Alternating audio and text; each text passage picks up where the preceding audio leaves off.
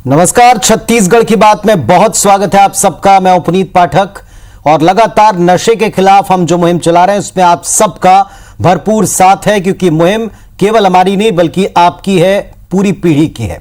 और इसीलिए बहुत शुक्रिया सबका जो आप सब सपोर्ट कर रहे हैं। वैसे कोई अपने रसूख के दम पर किस हद तक नियमों का मखौल उड़ा सकता है, कोई अपनी पहुंच पकड़ के दम पर मनमानी के किस हद तक जा सकता है, इसका प्रत्यक्ष उदाहरण बन चुका है राजधानी का क्वींस क्लब। 27 सितंबर 2020 को टोटल लॉकडाउन के दरमियान रायपुर में क्वींस क्लब में जन्मदिन के नाम पर नशे वाली पार्टी करवाने वाले रसूखदार संचालकों की पहुंच और प्रभाव के बारे में एक नहीं कई दफा सवाल पूछे जा चुके हैं, जिनका जवाब अब तक नहीं मिला स्पष्ट तौर पर। लेकिन क्लब संचालकों को लेकर नए नए खुलासे हो रहे हैं और ये सबको चौंका रहे हैं। नए संचालकों ने आम लोगों को तो छोड़िए, जनता के चुने हुए प्रतिनिधियों की कॉलोनी तक को रास्ता नहीं दिया, रोक दिया। अब इसे रसूख का असर कहें या प्रशासन की घोर अनदेखी, बीते कई महीनों से विधायक कॉलोनी तक जाने वाला क्लब साइड का रास्ता ब्लॉक कर दिया गया है और इसे लेकर वहां रहने वाले विधायकों ने विधानसभा में मुद्दा उठाया, रास्ता खुलवाने की गुहार भी लगाई, फिर भी कार्रवाई शून्य है। और इसके बाद नाराज बीजेपी और कांग्रेस विधायकों ने क्वींस क्लब के खिलाफ मोर्चा खोल दिया है।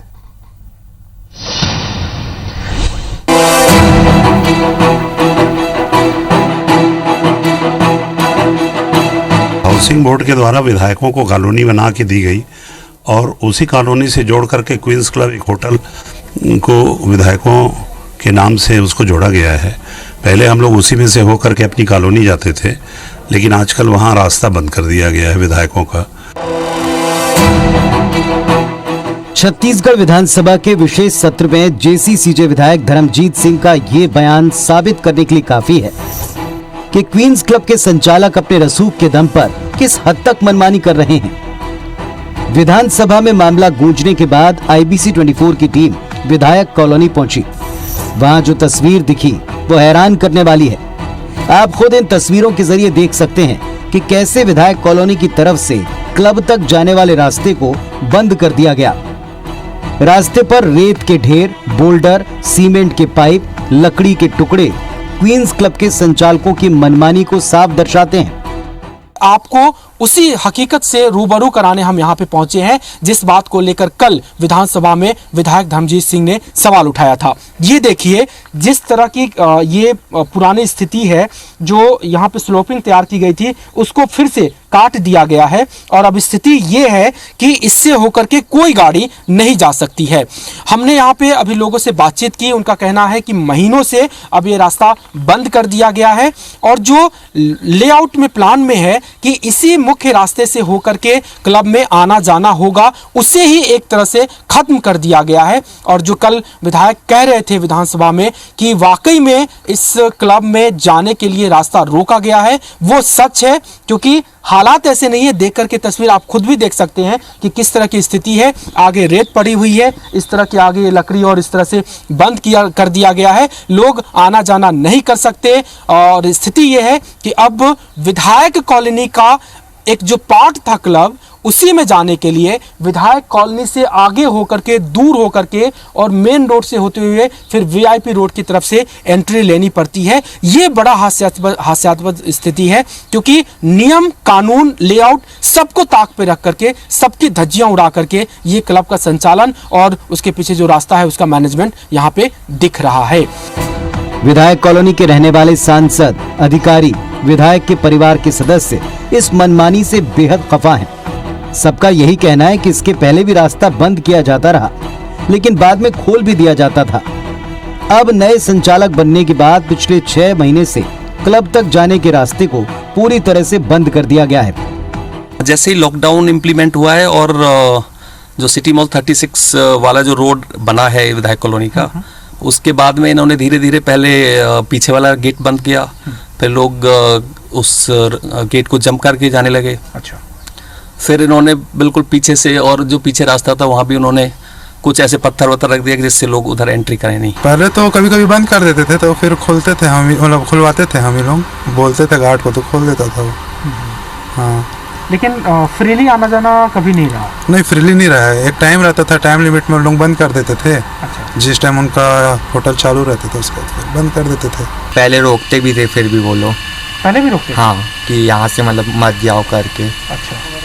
तो फिर बात कर लिए थे तो जाने देते थे, लेकिन फिर भी करते थे वो लोग। ये बात इसलिए भी हैरान करने वाली है क्योंकि क्वींस क्लब का निर्माण ही विधायकों और सांसदों के लिए हुआ था, लेकिन क्लब के रसूखदार संचालक ने उनका ही रास्ता बंद करने की हिमाकत कर दी। हालांकि उनकी इस हिमाकत पर जनप्रतिनिधियों का गुस्सा भी फूट रहा है। वो रास्ते को फिर बहाल करने के साथ साथ क्लब का कॉन्ट्रैक्ट रद्द करने की मांग कर रहे हैं। वहाँ पे नशा, शराब और वहाँ पे चरस और गांजे और बाकी चीज़ का जो व्यापार हो रहा है, तो उसका उद्देश्य ही खत्म हो गया। जिसको तो जो भी एग्रीमेंट है उसको समाप्त करना चाहिए और विधानसभा अध्यक्ष जी कहना चाहिए कि उसका संचालन ठीक से करें। निर्माण की प्रक्रिया चल रही थी और उस समय एग्रीमेंट में ये था कि वहाँ से एक रास्ता विधायकों के लिए होगा। बीच में हम लोगों ने बातचीत कर उस रास्ते को खुलवाया भी था, और परंतु अवैध रूप से अभी कोई उसका हस्तांतरण और ये हुआ, उसके बाद रास्ता बंद हो गया। मैं तो कहता हूँ शासन प्रशासन को ये विधायकों की कॉलोनी के रास्ते को बंद करने की जिसकी हिम्मत हो रही है, उनके खिलाफ कड़ी से कड़ी कार्रवाई करना चाहिए। इस दिशा निर्देश के आधार पे जो इस कॉलोनी के लिए जो सुविधा यहाँ पे उस समय के सरकार ने जो दिखाया था, उस सुविधा, रास्ते का जो सुविधा है उसको कोई बंद कर दे तो सब जनप्रतिनिधियों में आक्रोश आना स्वाभाविक है। वहाँ पर मतलब किसी की बड़े जनदिन की पार्टी और अन्य गतिविधियों को संचालित करना, वहाँ गोली चलना जैसी घटनाएं हुई, उस क्षेत्र में पूरे वीआईपीस रहते हैं। वो निश्चित रूप से उसमें बहुत सारे नाम आए, उस पर भी तत्काल कार्रवाई होनी चाहिए। वहाँ पर जो विधायक कॉलोनी है, उधर से आने जाने का रास्ता है, वहाँ पर नाली खोदे जाने की बात आ रही, निश्चित रूप से ये ठीक नहीं है। वहाँ पर पहले से व्यवस्था थी, लोगों को आने जाने की व्यवस्था बहाल किया जाना चाहिए। सारे माननीय विधायकों के सपरिवार रहते हैं और वहाँ जाने का आने का एक तो रास्ता व्यवस्थित कर रहे हैं, और दूसरा बात एक तो व्यवधान रास्ता कर रहा है, तो दूसरा ये कर रहा है कि कई तरह के नशे का वहाँ उपयोग होना और उसका दुष्प्रभाव में पड़ रहा है।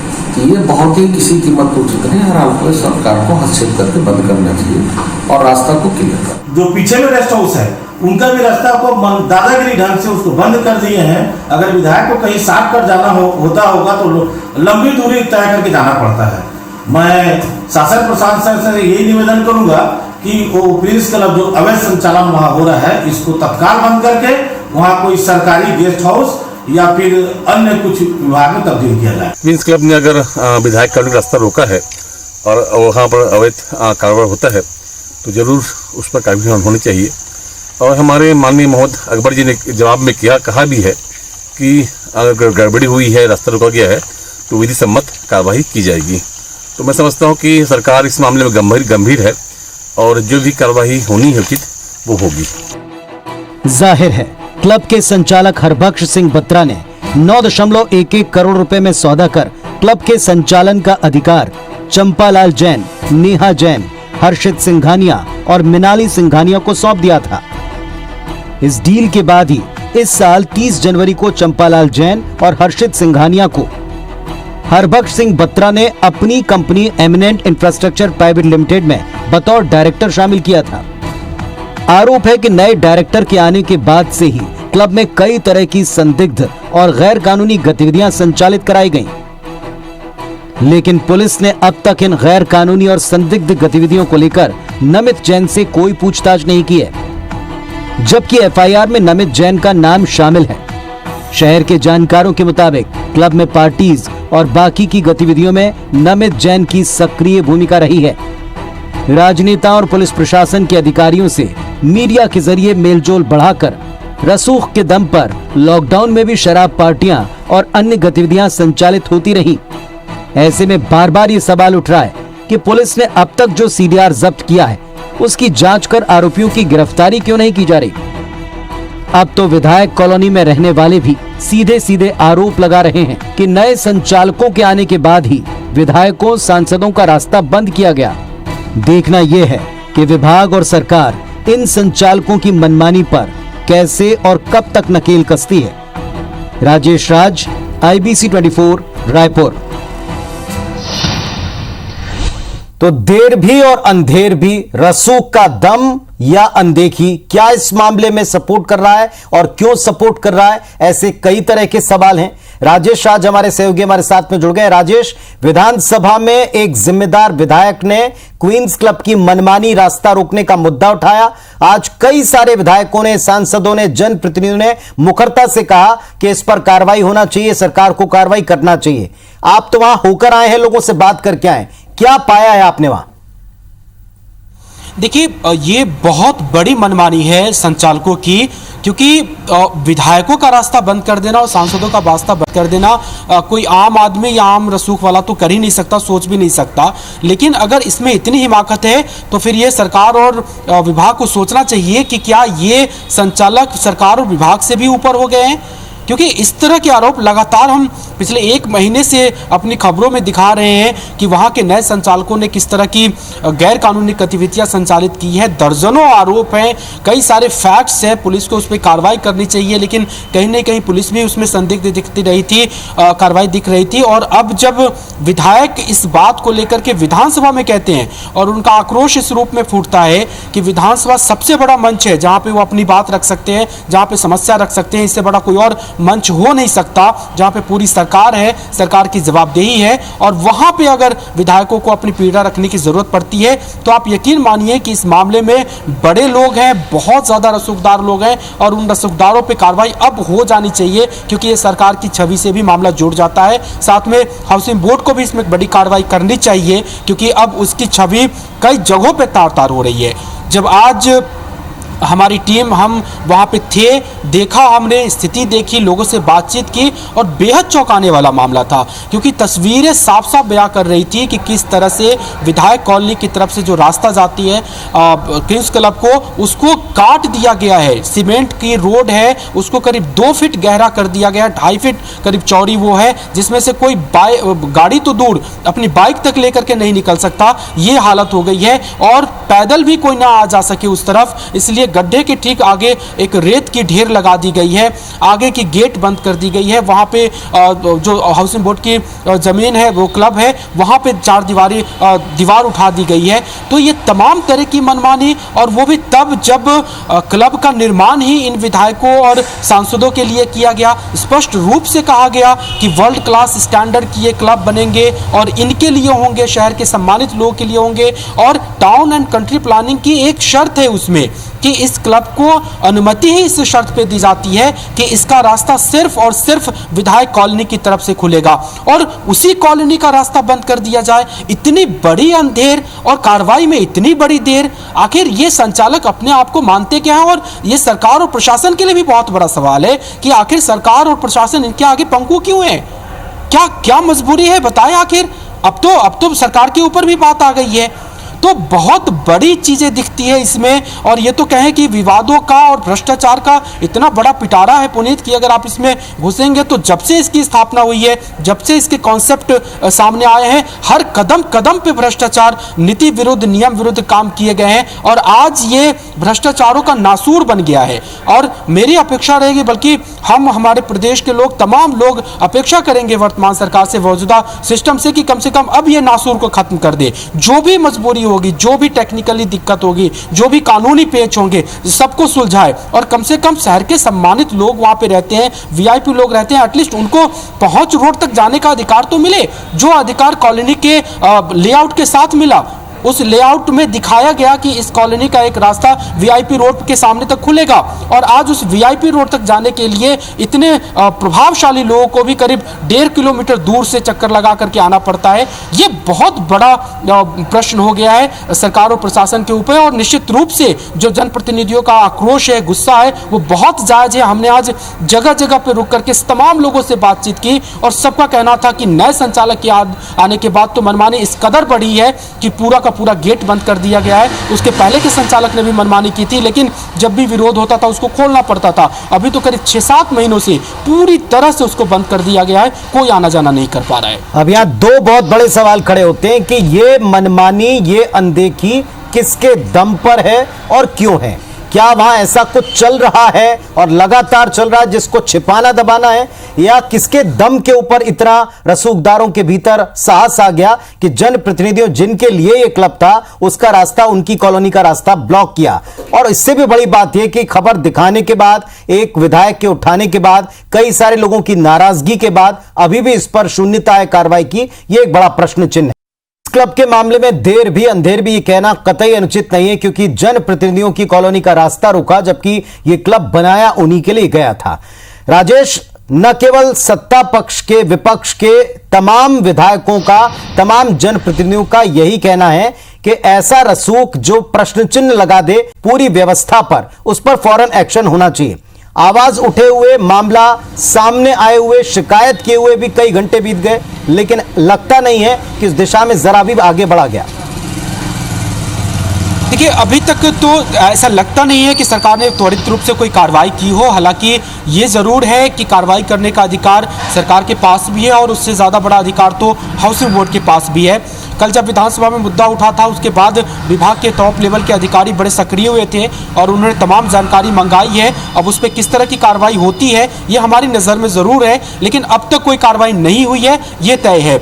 लेकिन हाउसिंग बोर्ड के पास जो हमने पहले भी अपनी रिपोर्ट्स में दिखाई है कि क्लब के कॉन्ट्रैक्ट्स के आधार पे कई ऐसे क्लॉज हैं जिसके तहत हाउसिंग बोर्ड का अधिकार है कि सीधा सीधा वो कॉन्ट्रैक्ट को टर्मिनेट करे और जो अनियमितता हो रही है उसको सुधारते हुए फिर दूसरे को कॉन्ट्रैक्ट दे। इस बात की मांग अब जनप्रतिनिधि भी कर रहे हैं, क्योंकि वहां पे कई तरह की गैर कानूनी गतिविधियां संचालित हुई। एक तो ये जो किया गया, रास्ता रोका गया, ये खुद में अपने आप में एक बड़ा क्राइम है। दूसरा, जो लॉकडाउन के दौरान क्लब का संचालन किया गया वो कॉन्ट्रैक्ट नियमों का उल्लंघन है। दूसरा, कॉन्ट्रैक्ट सबलीज देने की कोशिश की गई, अधिकार बेचने की कोशिश की गई, वो अपने आप में एक बड़ा आधार है जिसके जरिए हम क्लब को कॉन्ट्रैक्ट को रद्द किया जा सकता है। और सबसे बड़ी बात जो ये निकल के सामने आई है कि इस पूरे मामले में जब ये क्लब शुरू हो रहा था तब हाउसिंग बोर्ड के कुछ अधिकारी और सिस्टम में बैठे कुछ लोगों ने अनुचित लाभ देने के लिए क्वींस क्लब के पीछे की जो जमीन थी, जो हाउसिंग बोर्ड की जमीन थी, उसको बत्रा के साथ जमीन की अदला बदली की गई। बत्रा की जमीन कहीं दूर थी और क्वींस क्लब के पीछे की जमीन हाउसिंग बोर्ड की थी। दूर की जमीन हाउसिंग बोर्ड ने ली और क्लब के जो सटा हुआ जमीन है वो बत्रा को दे दी गई। और कहते हैं कि उसी स्वामित्व के अधिकार से बार बार हरबख्श सिंह बत्रा इस तरह की कोशिश करता रहा है, क्योंकि ये पहला मामला नहीं है। इससे 4-5 साल पहले भी गेट बंद करने की कोशिश की गई, लेकिन विरोध हुआ तो गेट खोला गया, क्योंकि जिस जमीन से होकर के रास्ता गुजर रहा है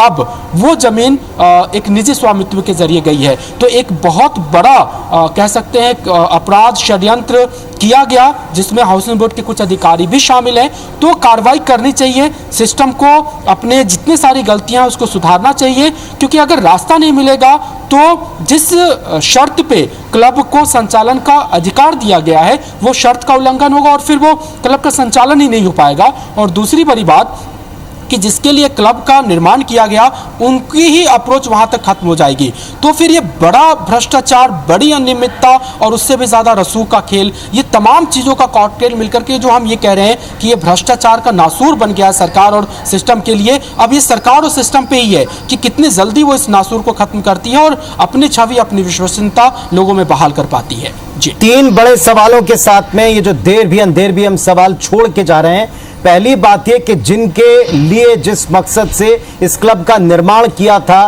क्या उनका रास्ता रोकना उचित है? क्या अनुचित लाभ देने के लिए संस्था का इस्तेमाल नहीं होने लग रहा है?